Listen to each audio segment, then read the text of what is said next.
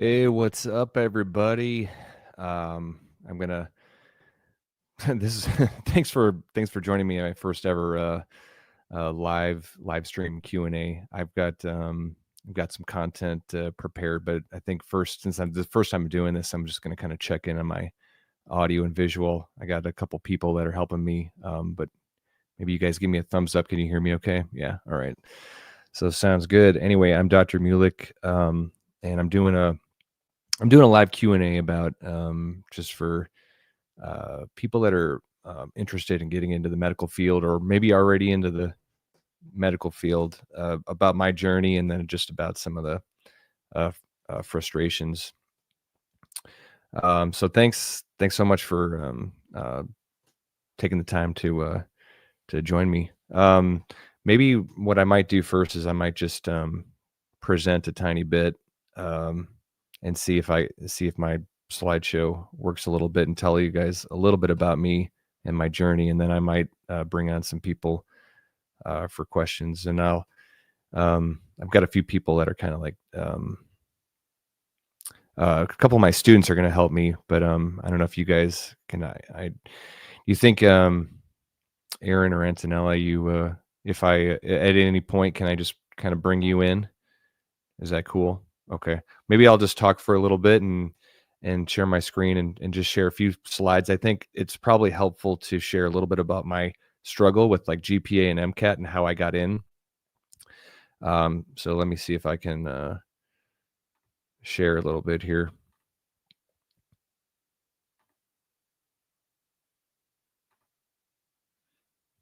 All right, that's kind of crazy. So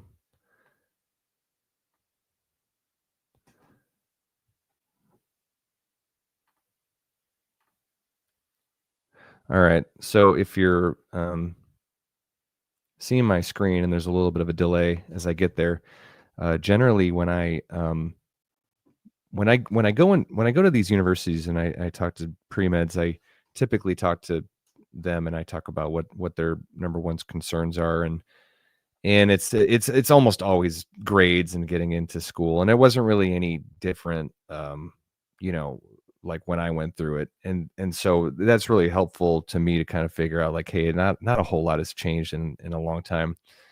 Um, and a little bit about me. Yeah, I grew up in Chicago, did some football.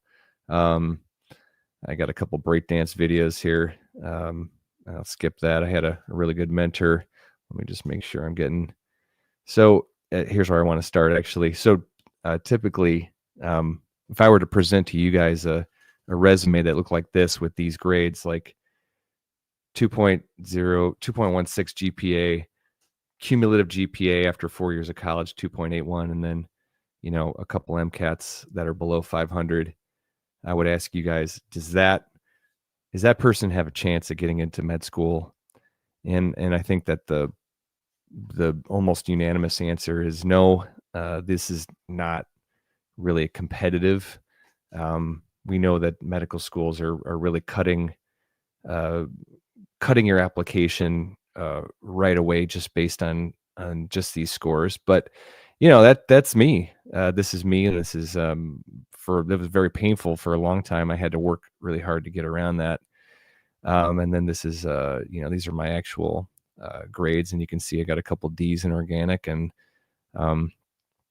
just was kind of having a hard time adjusting from going from high school to college, and I just had some bad luck, and organic was particularly hard at a hard time. So anyway, so that is and eventually I had done it, and so let me get back to, so I'll stop sharing for now. So eventually what I had to apply 3 times, and I kept taking the MCAT, and eventually I did get into school, and I was a completely different person by the time I got in. By the time I got into school, I was 25, and ended up having so far a really enjoyable and very crazy kind of like wild career in medicine, going to Doctors Without Borders in Africa, climbing a bunch of the 7 summits, not all of them, working in living in New Zealand, taking off like huge chunks of time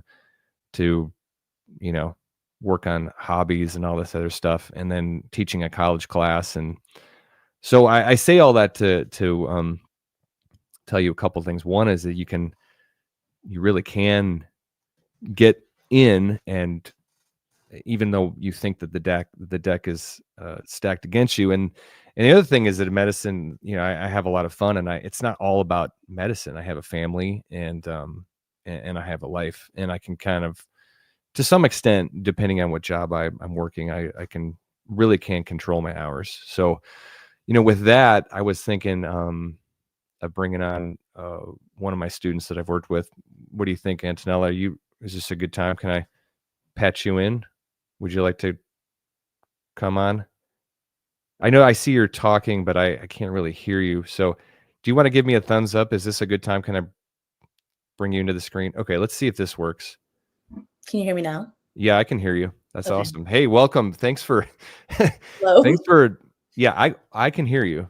Okay. But thank you so much for coming in and doing this. But this is anything that you want to talk about or ask me about, or share from your own experience, the sort of the frustrations of where you're at and where you want to be. And you kind of know my story too, so sometimes if you want to me to tell a story or something, we could go that route too. But What story do I want you to tell? well, we don't have to do that. You can also have a comment or ask a question. And we got some stuff from the hey, I can't believe it. We actually have Nicole from who I can't believe it. I don't even know how she knew about it. Yeah. Oh, I put it on my story. I was like, you guys. Oh, that's amazing. Hey, Nicole. Awesome that you're on. Yeah. Yeah. She took my USC summer program, and thank you so much. One thing I was curious about was your should I just answer Nicole's question first? Yeah. Okay. So she wants to know curious about my perspective on gap years, and do I have any advice? Yeah, absolutely. Yes. I was just looking at the question list, and I was going to ask that as well. So this is good. Yeah, the gap year. So I love talking about gap year because, I mean, honestly, I live for the gap year. The gap year is almost like what I feel like is sort of living my best life, because I use that to kind of do all these interesting things. I think gap year is a great idea. I had 3 gap years between college and med school, and it wasn't intentional. I just couldn't get in. So I had to take 3 gap years. But now I see how wonderful the gap year is. So starting med school at 25, I think was great for me. I think I would have really struggled a little bit getting in right at I guess I would have been 22.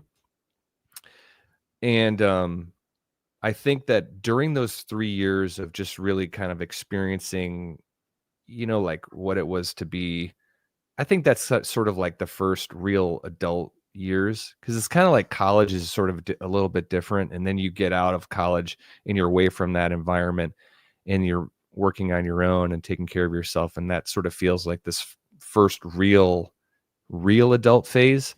So I got to see what that was like, and I got to ski a lot, which was like a dream of mine, to just go and just ski a ton, and making money and working on my resume, retaking the MCAT.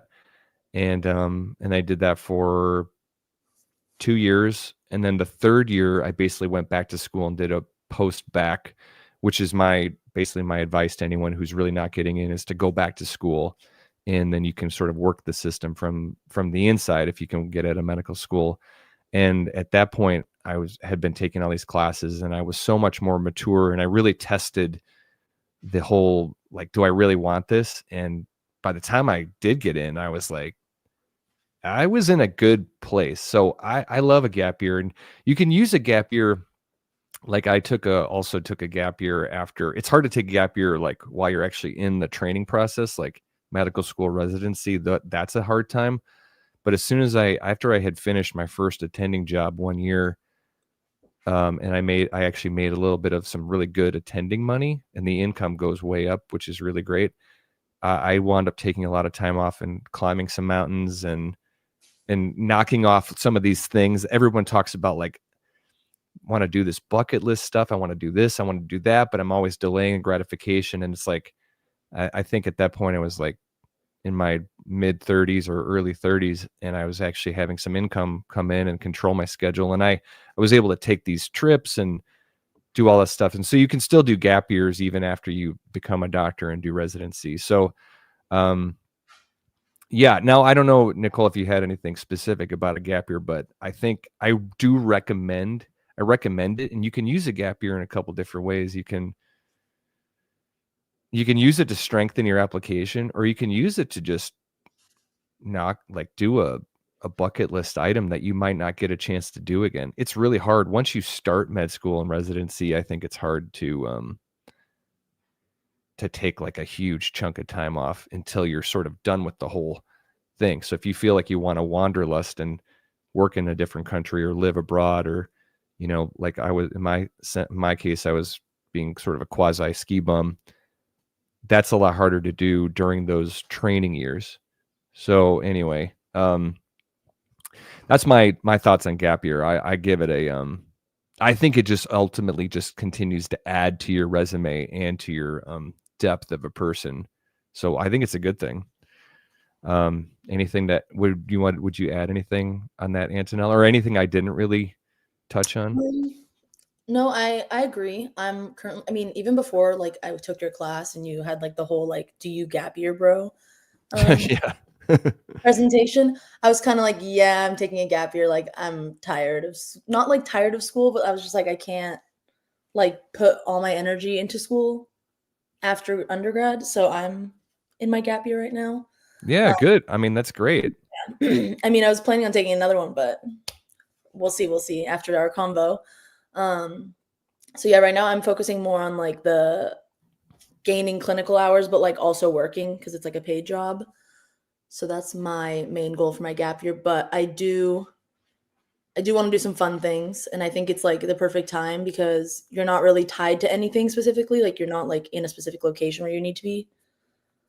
And I do agree. Like I think it'll be very difficult to do that. Like once you're either in med school or just like training. Yeah, and I think what you're doing is great. And I think there are little pockets. I should say there's little pockets for some of these trips. Like in between, I had a really nice 3-month trip or 2-month trip in during medical school, like between first year and second year. I was able to go to South America and just travel for a couple months during that time. And then you don't really get much of a break, but until I guess it was the end of my 4th year, I used elective time and vacation time, and I did my whole Nepal research trip, which was like one of my favorite trips. And so that was a way to like, you can also like figure out a way to like, you can have like little gaps, not necessarily a year, but like 1 or 2 months that are like elective time, either in your residency or your medical school, and do like medical missions. And that kind of fulfills all my boxes. So Nicole says, yeah, I mean, let's see, appreciate your perspective. Burnout is a real thing, and I worry about doing it all in one stretch. So that's a great comment. And I remember reading Tim Ferriss's book, The 4-Hour Work Week, and he talked about this thing called like these mini retirements, which I think is really brilliant because you don't have to do it all in one stretch. Yeah. You really don't. And I think, you know, she's got to be like in the beginning of, I think, starting college now. And then you have just finished and you know how hard you worked. And then to take this year and maybe next year to, you know, take a moment, take a breath, build up your resume. Yeah. I mean, you don't want to burn out, and it's a long life too. A lot of your classmates have always commented like, I can't believe how much stuff you've done. And all these like great things. And I'm like, yeah, but I'm almost 50. And as you have to realize that's like that's like a double a lifetime, but it's like the second lifetime I have of your lifetime, that extra like 24, 25 years is all basically comes in as being an adult with income, like actual real income. So it's just, I mean, that's like those are incredible years that That's you haven't had a chance to experience that yet.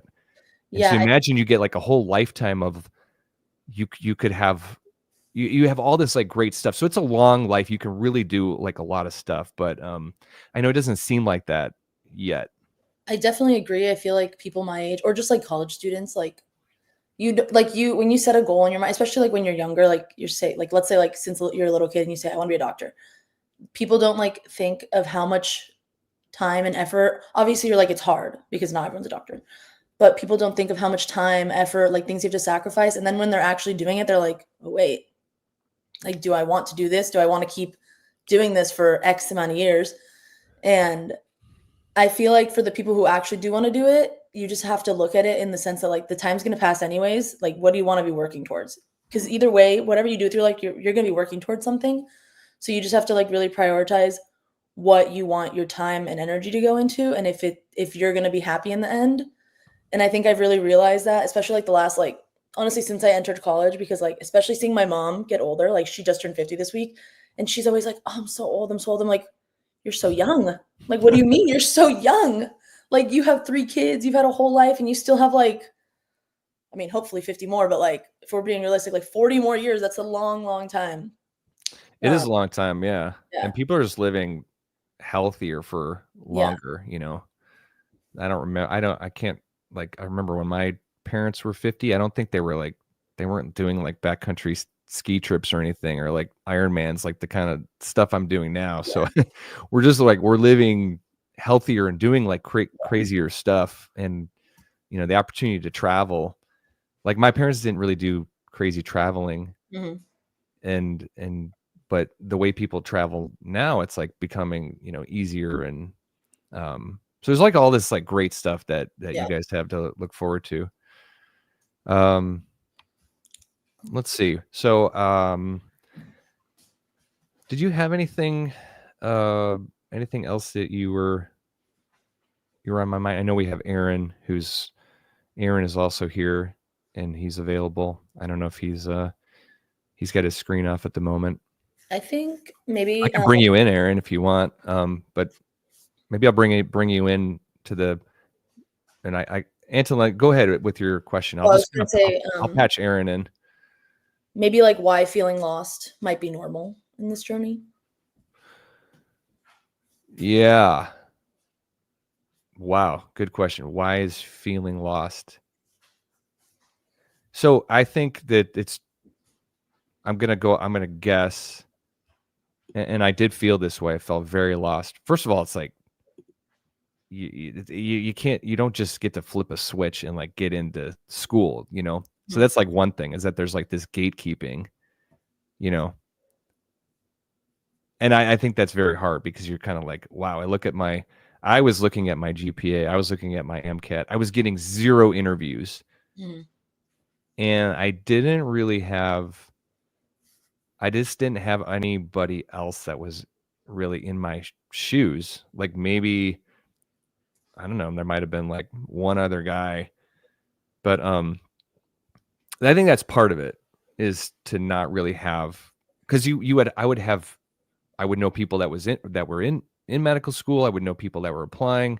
I would know all these doctors. I didn't find that they were helpful. They're like, "Oh, you can do it," but I just felt really like isolated. Mhm. That's one thing.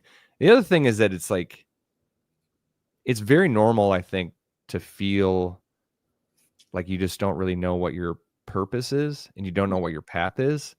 And I think we sometimes look around and some people just seem to know. Like, oh, they just know. And that's just not really how it works. You actually have to kind of you sort of build and create a path and you test it. And if it doesn't work, then you change. And I've been listening to this guy, Tom Bilyeu, who he built Quest Nutrition and he was like the founder of Quest Nutrition Bars. And he's got this content that he does now called Impact Theory. Mhm. And this is the first time I ever heard this, but he says that it's like finding your purpose is not an archaeological dig, it's an architectural build. I thought that was really cool because it's like you don't just look inside yourself and find Mhm. your purpose. Yeah. You first engage with things. And that's why I think shadowing is really good. Come shadow me and Antonella, you've shadowed me a little bit, but it's like that's one way to get started, and you engage with people who you think I might be interested in doing this, and you continue and engage, and then you start to develop skill sets, and you keep working and try to see, like, is medicine, am I really fascinated with this? You could tell, like, once I kind of got into, becoming an EMT, and then being around that space and shadowing, I was just more and more fascinated. It was more and more like, yes, this is it. This is it. And it just sort of builds over time. And so I think that maybe that's why some people just sort of feel lost, is that it's like, you kind of feel like you should know, but I just don't think that it doesn't really work that way. You engage with something, you test it, you try it. If it doesn't work, then you change course. Yeah, I think like with medicine also specifically, it's kind of like a private club, and it's a little hard to get your foot in the door, especially for people who like don't have connections, or like their parents or family members aren't like doctors and things like that. So like they've only really been exposed to like medicine either via like media or like their classes, and they're like, "Oh, I like science." But then they find out like I do or don't like working with patients or things like that, like through shadowing. So I think like there's like a lot of levels to it. Yeah. Yeah. And I think that all the more reason to do the shadowing. Shadowing is probably one of the best things you could do. Just keep not necessarily because it's for your resume, but really just you're testing it out, and you're trying to see. Here's a tip for if you're shadowing: one, do a lot of shadowing. Two, you shadow many different people, and always ask yourself, like, does this person enjoy what they do? Like, and could I do that? Like, that's what you're really doing when you're shadowing, and you can shadow all, like, virtually anybody in any career you can shadow. So, well, yeah. What do you think, Aaron? Thanks so much for taking time out of your Saturday. No problem. Thank you. That was the main question I was thinking about asking, was how to tell why is being lost normal, because I think that's something that a lot of pre-meds, including myself, have really felt. And I would agree that probably shadowing, I haven't done much shadowing. I'm an EMT. I've done some EMT work, but in a hospital, I haven't done much shadowing, and I think that's great advice. And I would like to add, I think you can probably feel lost any time in your path. So I don't think you should be deterred. I sometimes feel lost right now. Yeah. Yeah. And it's like, I mean, that seems unheard of, but it's like, I don't know. I mean, I have different ideas of what I want to do, but it's like, I still feel, I'm like, I like to now take a different direction in medicine, but I don't know what to do. I think it's very normal. I guess maybe that's just not something that we're prepared for. No one prepared us to feel like uncertain. And then it doesn't help when you see the person sitting next to you be like, I knew about this when I was 10, and I know exactly what I want to do. Like that doesn't help. That didn't help me at all. Yeah, and I totally agree with that. Aaron, I feel like you should talk a little about like how you've pivoted a little for right now to the entrepreneurial business side at school. I think that's really interesting. Yeah. I think that's super cool. So I think I went into college as a biology major, pre-med. And yeah, I really enjoyed it. The classes have been really tough, a lot of them. And what initiated it, one of my friends, I met him on a study abroad, and he was like triple majoring, studied abroad, multiple different countries, had all this crazy resume. And I'm like, wow, I'm just studying biology, which is like good stepping stone degree. So I was like, I was really interested in, so I added an entrepreneurship minor. So I've been taking some entrepreneurship courses, but I've still kept at USC, a lot of the courses, you design your own product or business, and then you pretend it's real, and then you go on, pitch it, and then build up as much of a business as you can in a semester. And all mine I've kept somewhat medical related. And I think that's been a really interesting perspective change. I've got to interview a lot of people in medical, like admin in hospitals, or even doctors themselves, like if they'd enjoy a product, people in medical insurance, a whole different array of things. And So I've found that really interesting, but I've also been like, oh, I've been so dead set pre-med for the past 4 years. And so I've definitely been in the, I know I want to stay somewhat in the medical field, but I'm like, I'm definitely in that boat, feeling a little lost right now. Yeah, I think one of the things that I think I'm hearing, tell me if I'm wrong, but it's like I sometimes I get the sense that people feel like when you go this route, it's like you don't get to be, you don't really get to have all these other facets of your life. Like, let's say I always like the idea of playing instruments and wanting to be in a band, and I thought, nope, if it's medicine, then it's just medicine, and I have to act the doctor part, and I don't get to have all this other stuff. And I think I mean, am I wrong? But I think some people kind of think that they get an idea in their head, like if you do become a doctor, you're going to you're going to struggle with having a family, and you're not going to get to have your hobbies, and you're going to be married to your work. And I hope that I better love this because this is all I get to do. Does it sometimes feel like that's what it might be like? Or are you worried that it could be like that? Yeah, for sure.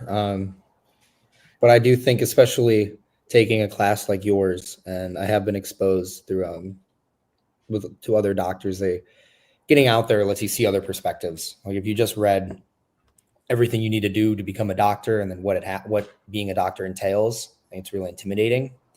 But there are definitely people like yourself, Dr. Mulick, who can show you can have a really fun and exciting life outside of just your work. Yeah, I But I agree. do believe that is definitely something. Whenever I tell somebody, "Oh, I'm pre-med," I'm like, "Wow." I definitely Yeah. agree with Aaron. I think after meeting you, like I think you taught me a lot about like if you're a doctor, life can still be fun and like rewarding outside of your job. And you like taught me like you don't need to take yourself so seriously and things like that. And then now that I'm working for like she's a female vascular surgeon, so like I get to see the more like what it's like as a woman in like your own practice, how she manages her life, how like her work schedule, things like that. She does have 2 kids. Um and like I really agree, like going back to like you need to shadow a lot, like shadow different kinds of people, shadow like different specialties, shadow different kinds of hospitals. Like seeing you at CHLA was really like a different kind of vibe than seeing someone in their own private practice. And I feel like each time I like go in, I'm just like learning completely different things. Yeah. And I mean, Aaron, you should come in shadow, and anybody that's watching. I mean, I have a limit to how many people I can take, but I'm always happy to take people if they reach out to me. We always get people in. We got a whole bunch of high school students in last summer. But That's crazy. but yeah, so like, I mean, do you want to tell briefly what it was that, like, from the day or 2 days that you did get to come in, What how, like, with the kids? well, experience with chat, like, Did the internet connection go out for you, Eric? I mean, Aaron? Eric? So sorry. I can still hear you, Antonella. Okay, I think it's Dr. Mulick's. No. Dr. Mulick, I think your connection cut out a little. yeah, I think we're back though. Oh, Yeah. What was your question? Do I want to tell them Oh, I about- mean, do you want to tell them briefly, like, how what it was like shadowing with me? Yeah. I Safe mean, to we had fun, you know. We're like Yeah, running around the hospital. I had a ton of fun. That was truly like the bet. I feel like that was the most ideal when you think of being a pre-med. You're like, oh my god, I want a cool shadowing experience. That was like Grey's Anatomy, like basically. Like I walked in. Well, the first time I came was with all the kids. So like I sent them off to their little stations. And then I went with you. And first thing you let me do is like, okay, you're like, okay, get your scrubs, get changed, follow me. Like it's very fast paced, but like in a really fun and like inviting way. And then like I think like the first thing we went into, you put me straight in like open heart surgery, which Yeah, was I mean, insane. I feel like that's a very privileged experience as a pre-med. I feel like not even like first year residents get to see that, or not residents, sorry, med students get to see that. yeah, residents too often not getting into heart surgery. So Yeah, I was like, I felt kind of scared. I was like, I'm so close, and it was like a very young patient. So that was really crazy, and I was like, wow, okay, I love this. I was like, definitely can see myself in the OR.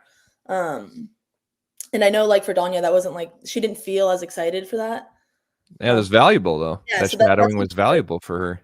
yeah, so you get to see like what you do or don't like. It's not just about like, do I like this? It's like, what if I don't like this? Like, then we can look at other avenues. And then the other couple times I shadowed you, I still was in the OR, but I also really liked like how you would go and see the patients in the beginning of the day, because even though like you're not like directly cutting into them, you still were able to like connect with them. Um, Especially like it was nice seeing the Spanish speaking patients. Like we went around and like updated them after, and I got to see some cath lab procedures and like look at all the screens, and also see you work with like the insane amount of like meds you give. Like that was crazy. Yeah.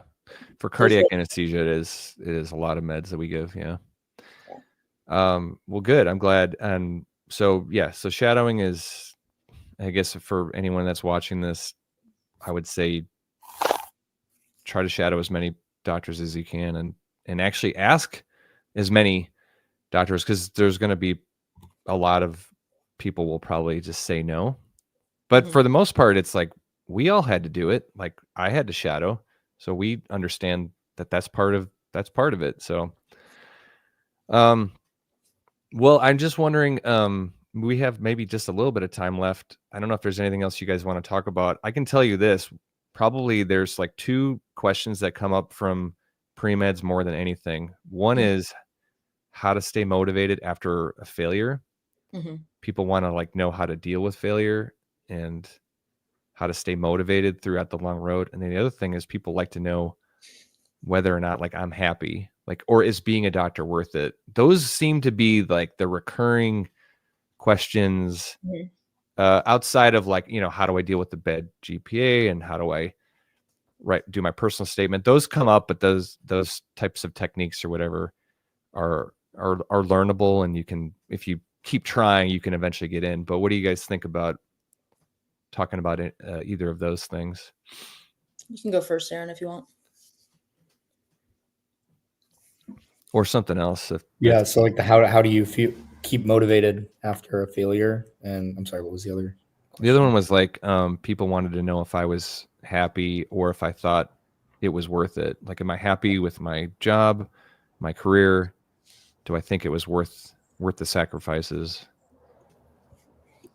I think if it's something that you really want to do, I don't think there's too big of a sacrifice, really. Like if this is really your end goal. Man, I haven't gotten to that goal yet, so I don't know how much I can really say about that. But in terms of like failure, I mean it's not the end of the world.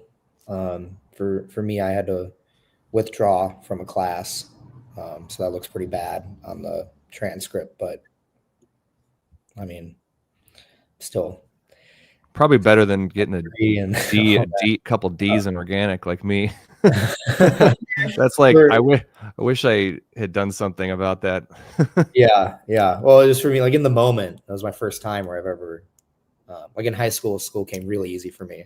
I graduated as a valedictorian of my school, and then I went in, and it was like taking something, especially OChem, it just like hit me like a truck. I was like, that's way not normal. But I think that's what crushed me was OChem. I was like, and I just wasn't in a good place in my life, just having a real hard time with the transition to college. And then I think that is a big part of it. I almost would say like maybe just don't do OChem until like save it till I don't know, maybe don't even take it. I didn't even do well. Yeah, that's actually, this is a little bit back, but back to like the loss kind of fits into this.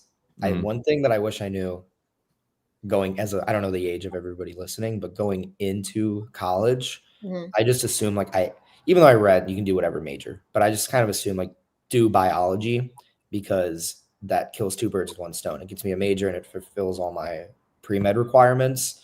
But some of my best friends who I met in OChem, we hang out all the time. We do trivia nights and all this. A lot of them are anthropology or history or something. They just did the major that they're most interested in and ended up taking the pre-med prereqs, and back on, being lost. Good question. And tough classes. I think that is something that is not talked about as much, taking a pre-med route with a non-pre-med major. And I think that can allow you to enjoy some college classes a lot more than if you love medicine, but you're not a huge STEM person.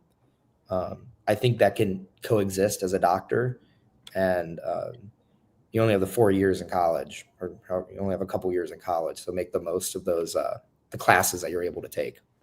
Yeah, and I found out, I talked to the USC Keck School of Medicine Admissions Committee, and they don't even require an actual pre-med curriculum. And I think a lot of, that's what they said. I called them up and I said, do you require organic? And they said no. Even take OChem. Some people don't. And now that you'll get excluded, I think, from some schools. Some schools will still require like all the standard, but some schools don't. And Keck is one of those schools, you know. We should do, now maybe an interesting project is to find out what are some of these schools actually require now. Who's dropping the OChem requirement? Because I bet you there's probably a bunch. That's interesting. I feel like with how hard that class is, we should have come up with a way to study better for it or teach it better. Like everyone struggles with it. Even if you're getting a good grade, you're still struggling. I don't know. I mean, then there are people who it's no big deal though. It's like they don't even have to study for the exams. What was the question again? What was the question?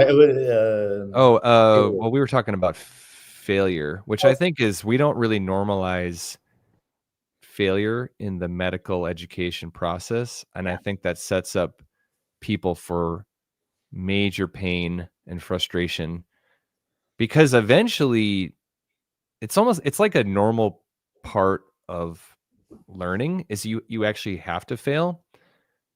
For some reason, we've really we just we don't allow for that. And that's just like your whole, it's just like when you have a GPA MCAT, get your foot in the door mentality. It's like, and you have one bad class or something like that, that kind of like sabotages your GPA. You're already teaching people like, I gotta be perfect. And that's just not realistic. And so I can tell you, when I had almost a 4.0 in med school, I really like changed everything about I really became like hardcore, like real gunner like.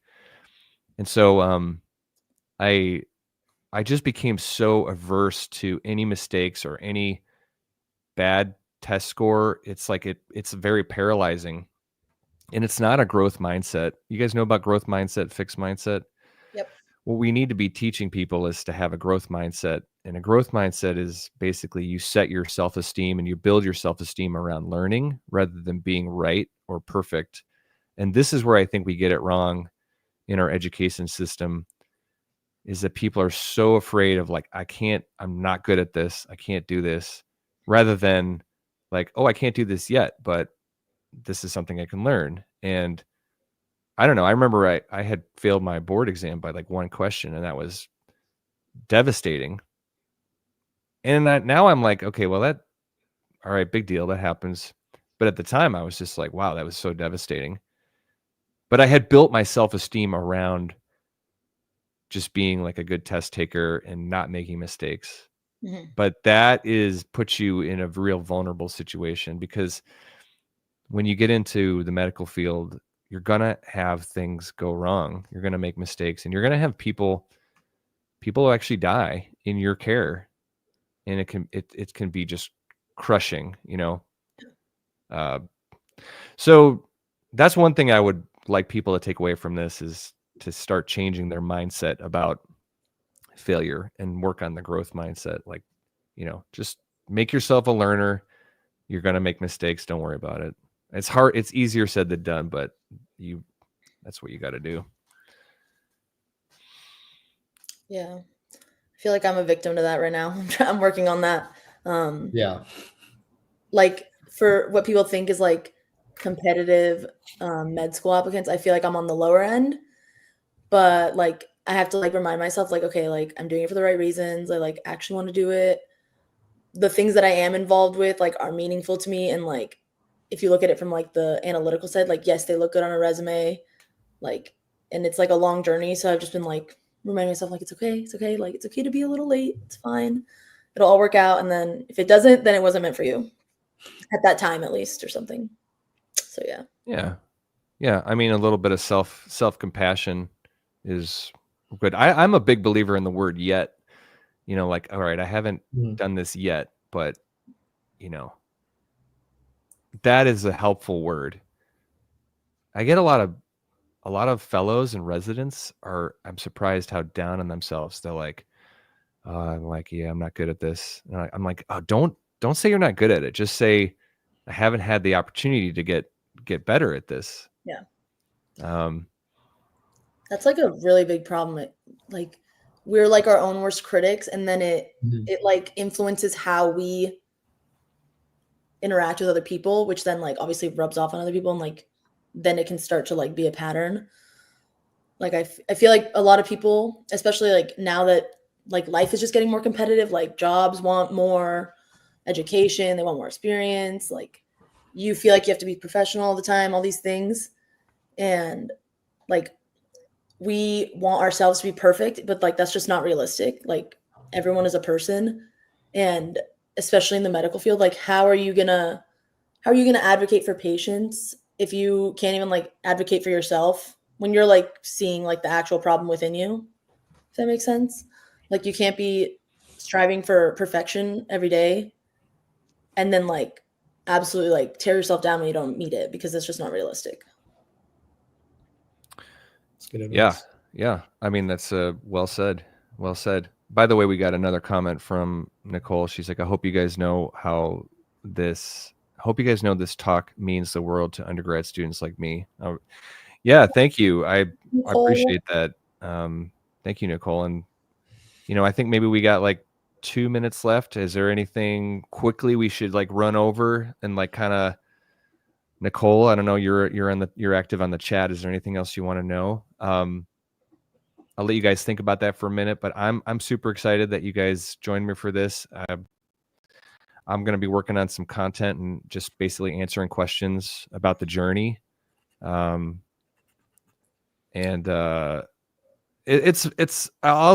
about I just jump into the other question, which is it worth it? You know, and am I happy? And I'm like, yeah, I am happy. I think it's awesome being a doctor and having the privilege to really like take care of people in such in vulnerable situations. And does that mean that every day is like is it wonderful? Like, yeah. No, I have a lot of hard days, and then there are such hard moments. And so you definitely want to be careful. Like if you want to be careful, like if you're talking to like a second year med student, or I would say like an intern or maybe like a brand new attending. These are sort of these years, at least for me, there were these years where like, these are the hard years. I'm trying to think. Junior year of maybe sophomore, junior year of college. Mm-hmm. First year after college, second year med school, maybe first 2 years of residency, and then maybe first 1 or 2 years of attendingship. Like these little transitional times where you're like at the beginning of this new phase is like really, really rough. And it's like life is like up and down. But I will say that I am really happy with what I do, even though I have bad days, but I also have good days. But I've also gotten through medicine, I've been able to travel and do medical missions and meet people all over the world and constantly have something that I can do. Like I had like these medical emergencies on planes, and I'm like, who do they want? They want, they want the guy like, sitting there with his headphones on and minding his own business. And then, or you're whatever, you can just be so useful when it's a life and death matter. And that is a good thing. and so it really does feel good. And then you can teach. And I think at any time you get a chance to pass on your knowledge or your stories, like one of the things I would say I would pass on to you guys is like, whenever you're having a terrible year or a terrible time, remind yourself that you will one day be able to share that story. Be like, one day I'm going to tell this story and I'm going to get to my goal. I'm going to be able to do this thing. And then I will be like, I never thought that I would have like a college class. I mean, I always wanted one, but to be able to put my grades up with these like D's in organic and say, Hey. look at what I did. That when I was actually living through that, and I was like 22, 23, I was just like, this sucks, man. This sucks. I'm like, I don't know if this is going to happen. You'll always have bowling. Oh yeah. Bowling. I got feel an A plus, I think. I was just so random on that transcript, but I loved it. Yeah. I feel like, I don't know if anyone else is listening besides Nicole, but I'm just going to talk to Nicole, I guess. I feel like my closing thoughts would be, obviously, me and Aaron aren't doctors. I think at this point right now, I think it's worth it. I honestly don't. I've doubted, like, been like, oh my God, this is so hard. Is it going to be worth it? Only because, like, you have to remember, we're in year, like, 1 of 4 of undergrad, and then you got, like, school after. So it might feel like a lot. But I think, like, at this moment, I'm like, yeah, I think it's worth it. Like, I don't really think I never thought I was doing it for the money, because, you don't even make money for, like, many years out of med school. And like from all the experiences I've had, like I've had positive outcomes of them, and like I feel like I'm like, yeah, this feels right. This feels right. I like helping people. I'm good enough at science. Like there's a good like scientific and emotional aspect to being a doctor, which I like. I think it'll be worth it. And like any advice I would give to like you, Nicole, I know you're like, I think a freshman. Like you just really, really, really have to focus on what you're doing. And I know that's like so much easier said than done, like especially in the moment where you're like, oh my God, like I'm failing, or like, oh my God, I'm not doing this, or I didn't get into this club or whatever, like all the things that college makes you think of. Like you really have to be like, okay, like why am I doing this?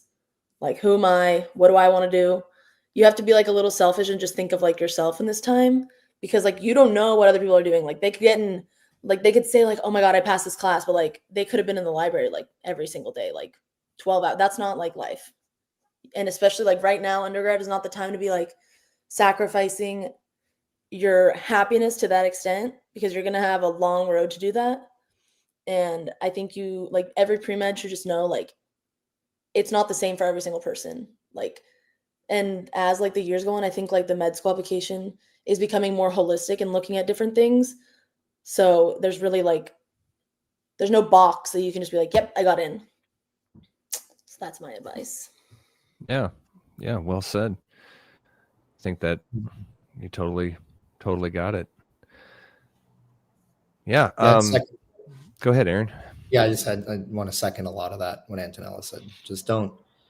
Yeah, it is competitive, but don't really look at it as like a competition. Like everybody has different tracks and rates in which they go down their track. And at the end of the day, like medicine is a team sport. Yeah. Mm-hmm, mm-hmm. Like, yeah. Awesome, guys. Well, thanks so much. I think we'll end it here. I appreciate it. I'm going to do more of these, and so if you're watching this and you found value, drop some comments in the comment section, and give us some ideas of what we can talk about next time. So thanks so much, everybody. Thank you, Aaron, and thank you, Antonella, and thank you, Nicole, for participating. I really appreciate it.